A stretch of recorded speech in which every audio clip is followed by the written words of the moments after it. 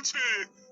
তোমাকে এসে থেকেই দেখছি ঘটিতে আঙুল ডুবিয়ে বসে আছো, কি হয়েছেটা কি? আর বলবেন না মহারাজ, আমার গিন্নি চলে যাওয়ার পর থেকে তো হাত পুড়িয়ে খাই।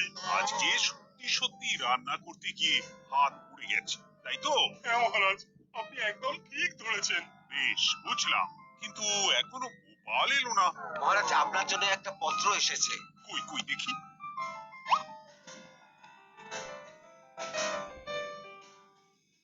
ঠিক আছে, তুমি এখন এসো।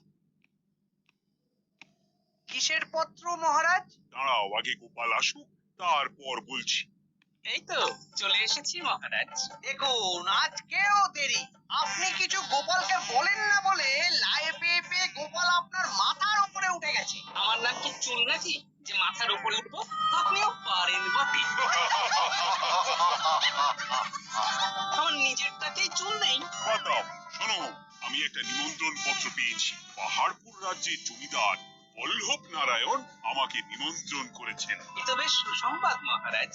পাহাড়পুর অপূর্ব সুন্দর রাজ্য, আপনি ঘুরে আসুন মহারাজ।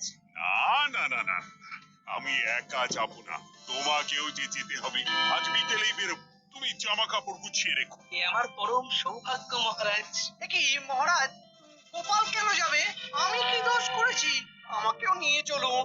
না না, তুমি রাজ্যের মন্ত্রী, আমি বেশ কিছুদিন থাকবো না, তাই রাজ্যটা তোমাকেই সামলাতে হবে। আচ্ছা আচ্ছা, আপনি তো রানীমাকেও নিয়ে যেতে পারতেন। আমি কোথায় কাকে নিয়ে যাব সেটা আমার একান্তই ব্যক্তিগত ব্যাপার, তুমি বেশি বোঝাতে এসো না মন্ত্রী। বেশ।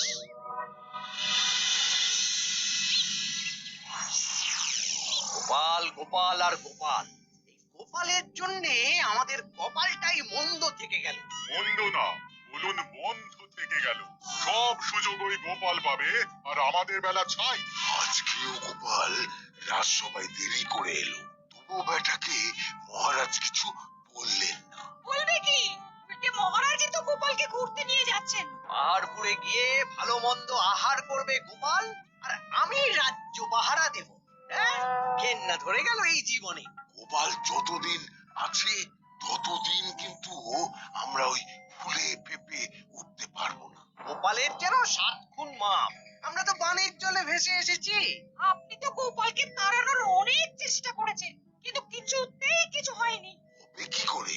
গোপালের একে ওই ক্ষুরধার বুদ্ধি, তারপর মহারাজের উপর অগাধ বিশ্বাস, দুটো মিলেমিশে এক হয়ে গেছে। মাঝে মাঝে তো মনে হয়